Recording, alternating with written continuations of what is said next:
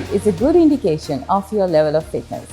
But fitness isn't just about your physical appearance. It's a powerful tool to enhance your confidence, to improve your mood, and to reduce the risk of chronic diseases. In a number of years, the designer bag you own will be outdated, and the expensive car you bought would be outdated. And do you know what will hold value long term? It's sound health, without which you will not be able to live an independent life. So, if you're willing to or looking to level up your fitness game, you're here in the right space. I'm Mifra, and welcome to Raise the Bar.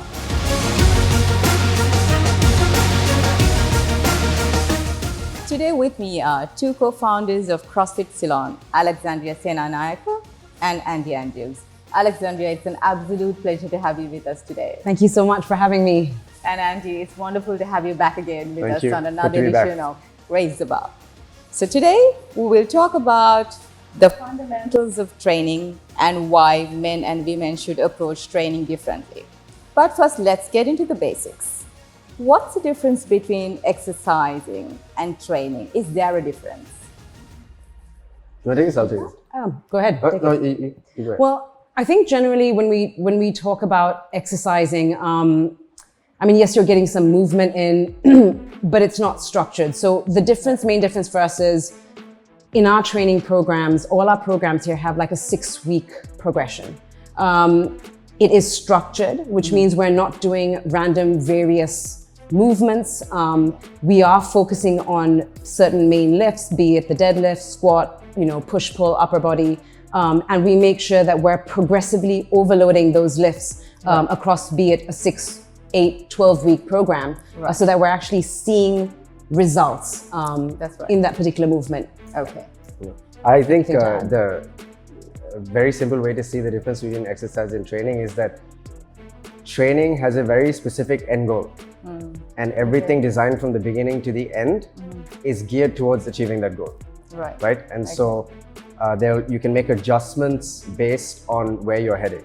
Okay. Right? So if it's not heading in the right direction, you can have like certain benchmarks that you're trying to hit across the way. Okay. And then training gets you to an end target. Whereas exercise, I'll give you an example. Some days I can't get to the gym and I feel bogged down. I'll go for a run. Right. It's not part of the end goal of my training plan. But you keep in the momentum. Yeah. Exactly. So- It's something to do for my mental health, my well-being, just general health, but it's not part of my training program. Right. And so exercise, I would say, it has a valuable role, Yeah. but you can't get good results just exercising, right? Doing things on the day. Okay. If you want a very specific goal, you have to have a proper training plan with an end goal and a structure to get you there. Right. Okay. That's how I see the difference. Okay. And another confusion or misconception people have is about whether they should focus on weight loss or fat loss. So first, let's get into what weight loss is and how we should target weight loss, and what is fat loss and how we should sort of target fat loss. So Alex, if you want to go first. I mean, I think generally when we think about people that are obese, I mean, we were talking about really overweight, there could be certain medical, metabolic health conditions, cardiovascular health diseases that they have.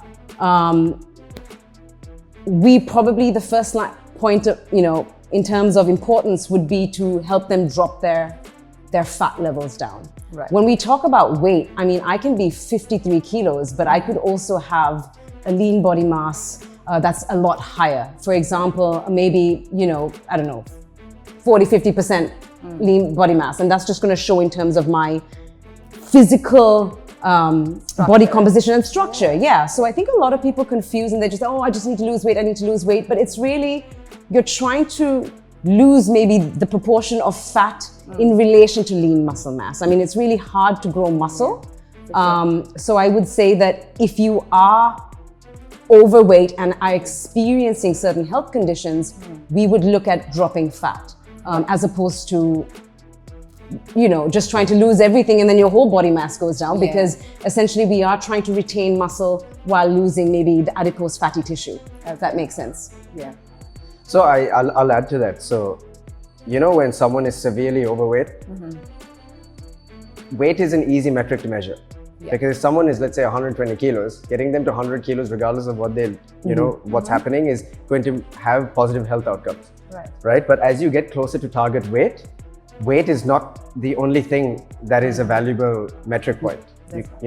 That's the point where you have to start either doing measurements or some more higher level tests like the in-body scan, where you're measuring body fat, muscle mass, skeletal muscle mass, and all of that stuff.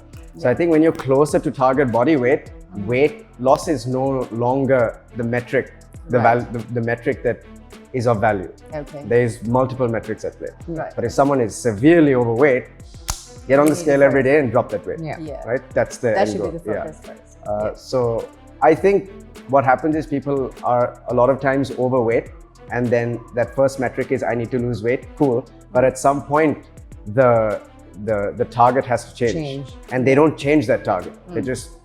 They almost get addicted to that. The weight on the scale. They get like, oh, I'm losing weight. This losing weight means progress. And at some point, I think that's where coaching comes in. Coaches need to step in and say, okay, it's no longer weight loss that's the metric of value. We have to change the metrics that we're determining success with. And then shift. So I think like there's a point in time that most people don't shift the way they measure. And I think a lot of them sort of chase weight loss for a long period of time. And that puts them in a position after a while, they get tired of restricting their calories so much, they no longer can.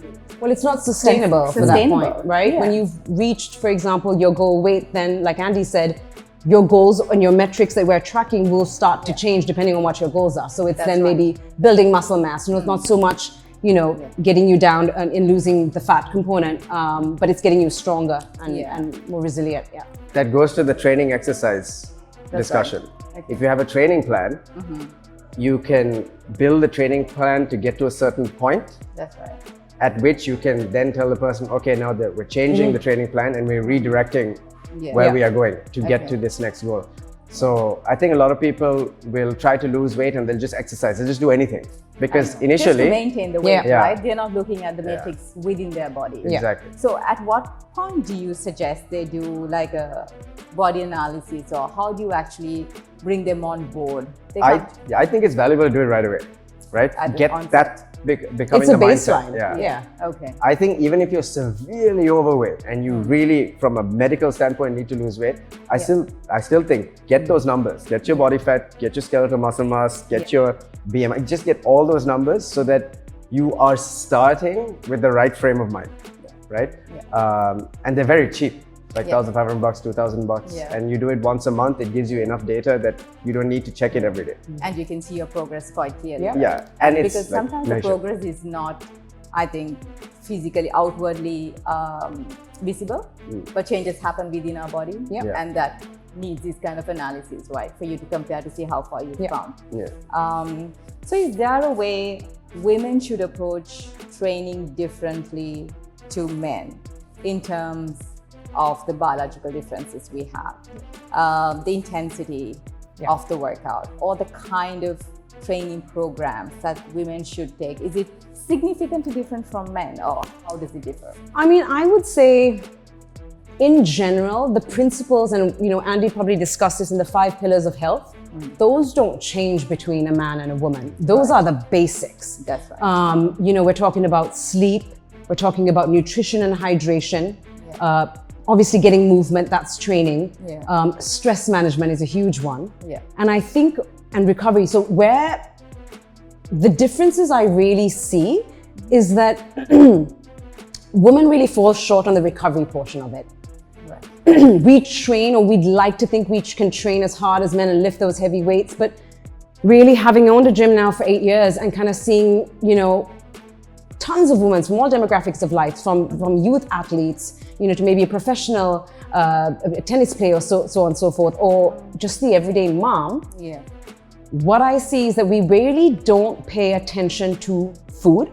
I don't want to use the word diet, but it's really about fueling yourselves for your lifestyle. Sleep is a huge one, and stress management. Again, like women tend to juggle a lot, especially if you're a mother. You've got work, you've got your personal, you've got household, you've got kids.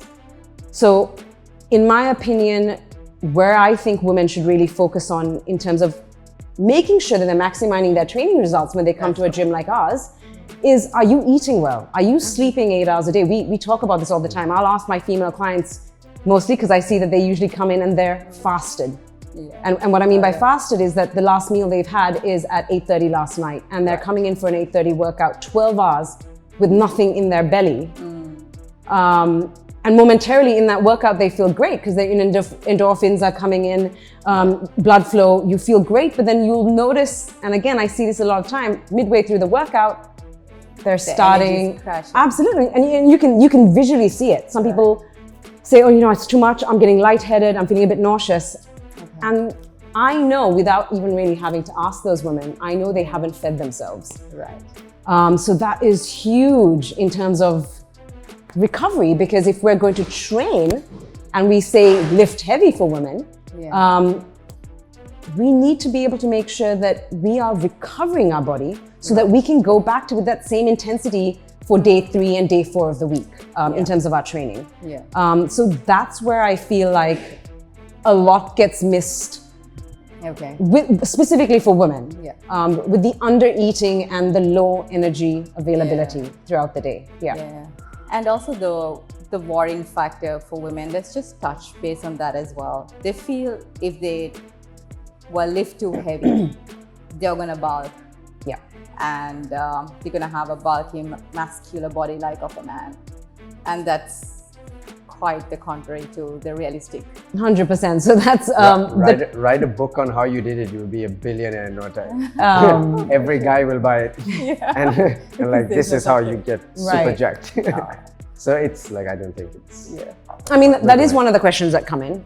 One of the most questions I think, as a gym owner, I hear from women is, I'm scared. I don't want to lift and get bulky. And part of me feels really sad that, you know, fair enough, this has probably been stopping this person from coming to the gym, is that fear of gaining bulk, when in actual fact, that's not going to happen. Gaining muscle is a deliberate process. You don't overnight lift, you know, 20 reps of a dumbbell and you're going to put on that muscle mass. I've been in the game for 8 years now, and I can tell you it is more than losing fat. I find gaining muscle is so hard. I mean, me and one of the coaches, the guys, were on this about how much more muscle we can get, and we're going to see it. And honestly, it takes so long. It is. The consistency, and more importantly, again, the eating. Half the women are not eating anywhere, 50% of what they should be getting in their calories per day, and they're not even getting that. So how are you? For me, it's like, well, I'm not worried about that, because I know for a fact that no one's going to eat like a bodybuilder to gain that physique. For sure. Like if you are to hit 100 grams of protein a day, do you know how hard it is? 100%. It's a lot of food. My goal is 125 grams of protein per day. And I can tell you, like, I am not there. I am maybe close to 100 grams. I'm a little bit off. But I also know that it's hard. And even in this industry, it's hard for me to get as much of calories that I want to. I'm a lot more aware of it. And I do have systems that set me up for success in terms of making sure that I'm fed, and I prepare certain meals to make sure that I eat on the go. But for the vast majority of women, if you are worried about it, I really strongly say, please don't worry about it. Because it's not going to happen. I mean, if that were the case, I would look like the freaking Hulk by now, 8 years in. And that's really not the case. And our portions can look bigger if you're eating the right food. And you feel full, but still you're not going to bulk up or gain weight. So I think that's a concept women need to understand. And if you're going to eat the wrong food, yes, you're going to gain weight, and perhaps your muscle building is going to slow down because you're not really supporting muscle building. I think what they need to understand is if they build enough muscles, they look leaner, they'll have a better physique, and they'll be more fit. And how does it differentiate when it comes to men and training and building muscles? How does it? I think fundamentally, when you look at men and women, it's the hormonal cycles, right? Men go through this daily process where women, week to week, things are changing, right? It's like it's a longer phase of change, and so it changes. Most studies, I would say, like 90% of the studies done on training, nutrition, all that stuff is all done on men. right? And so for men, it's easy. There's no excuse, right? Everything that you find in the data and in the studies and in the educational content out there is for you, pretty much, right? Whereas I think the struggle is with women. And I think there's two aspects to this improving on like a, let's say, a national level, regional level, global level. And the first thing is understanding the basics of nutrition, the fundamental principles of nutrition. Understanding carbs, proteins, fats, fiber, right? Even alcohol, what they do to the body, what their roles in the body are, and what your numbers are, and get a baseline, right? And it's very simple, but it's not easy. Yeah, how do you do that? Like, So that's one of the things I think people will struggle knowing their portion size and what they're consuming in terms of calories. So I think the first thing to understand is calories, right? Because that's the number one thing, right? How many protein, how many calories come from protein, carbs, fats, alcohol, and all that stuff. Once you understand that on a basic level, there's calculators out there that you can calculate roughly where your calories need to be. But don't adhere to that right away. What you want to do first is take what your current diet looks like, or your meal plans look like, and start trying to measure out what you currently eat and get those numbers. Right. Because you don't want to make changes off that. You might be doing it right. You might not be doing it right. It might be good calories, bad ratios. It might be too many calories, good ratios. So there's a lot of moving parts to it. I think that's where you need a coach to come and look at these numbers and really guide you in those areas. But the first thing is understand calories, understand macros and their roles. Once you have these two principal understandings, then manipulating diet is very easy. Right? And so I think from a diet standpoint, if everyone understands calories and macros, just those two things, it's much easier to start moving forward. And I also think people want it to be easy, right? And it's simple, but not easy. But it's not easy because it takes like a bit of diligence and persistence and, on a day-to-day basis, preparing and knowing what you're going to eat. One of the questions I'll ask people inside of a consultation is, when are you eating your next meal? What are you eating? And they almost never know. It's like, it might be like string hoppers or something. When I go home, I'll find out. So straight away, I know there's no plan behind this person's, person's meals. And it doesn't mean that string hoppers are bad. It's just that you should know. You should be planning and the quantity you're going to consume. And what other proteins or other food that's going to be on your plate. Exactly. So if you think about it, you may have had a lunch meeting and there was only rice there, and so you ate the rice because you were hungry and you had to eat, and it was maybe disrespectful to the people around you. And so based off of that, you should know what you're going to eat for dinner. You're going to have to reduce quantities in your carbohydrate intake. And so just knowing macros and calories makes a huge difference. Your decision-making changes. Right? And so I think from a fundamental standpoint, the women and men have different hormonal cycles with different lengths, right? And most men have no excuse. They just have to understand calories and macros. Whereas for women, it changes a little bit through the cycle, very so often, through the different phases. So I think that's where I think women's education on diet and nutrition is super important now. So you see a man training so hard, but he's finding it difficult to build muscles or gain muscles. So what are the recommendations you give to a Usually they're not training hard. Usually it's not. The first thing I'll always look at is training intensity. Like, are you training hard enough? People don't understand how hard training has to be. It has to be hard. And it doesn't have to be long. Some people think, oh my God, I'm going to be here for 2 hours, but that's not the most inefficient. Your intensity drops after your workout starts to... You're trained? So and I think the distinction has to be made in the word. Training intensity is essentially the stress being placed on the body. Not how long it went or how hard it was. It's like if I put 100 kilos on my back and I do 20 reps and I go home, that's adequate stress on my body. I can go home and my body's gonna be like, damn, that was intense. I need to recover from that. Whereas I can do a 20 kilo squat and just be there for hours and not get the adequate intensity, right? And so the first thing I'll tell guys is, how hard are you training? Is your training intensity adequate? What's your program look like? If they show me like 12 different exercises, you're not training hard. There's no way you're doing all 12 of these exercises with adequate intensity. Yeah. So generally, if guys are in this situation, I would say the less you're training, the less movements you're doing in training, the better. Okay. Right, so I'll start there. Reduce volume, increase intensity. Okay. Almost immediately things change. Okay. They're like, oh man, that was such a hard workout. Yes, it's supposed to be hard.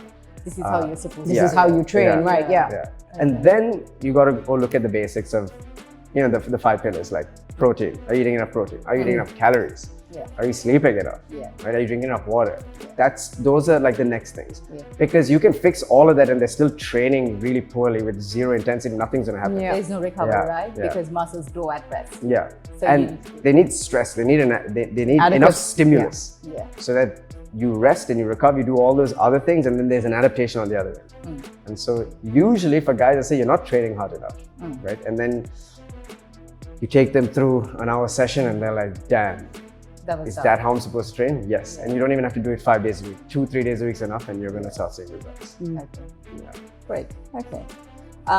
So between weight loss and fat loss, I feel that with fat loss, the intensity, again, as explained, it's going to be much different to how you'd work out for weight loss. I think with weight loss, you will focus a lot on cardio-based workouts. There'll be more intensity HIIT workouts because you want them to shed that extra weight.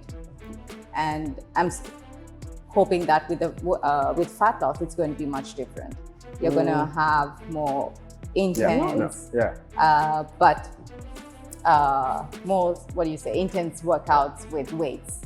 I think, I mean, you want to touch this? You go ahead, yeah. So basically, I think it's actually the opposite. Okay. I don't think anyone needs to do cardio, right? In the beginning, if you want to lose fat.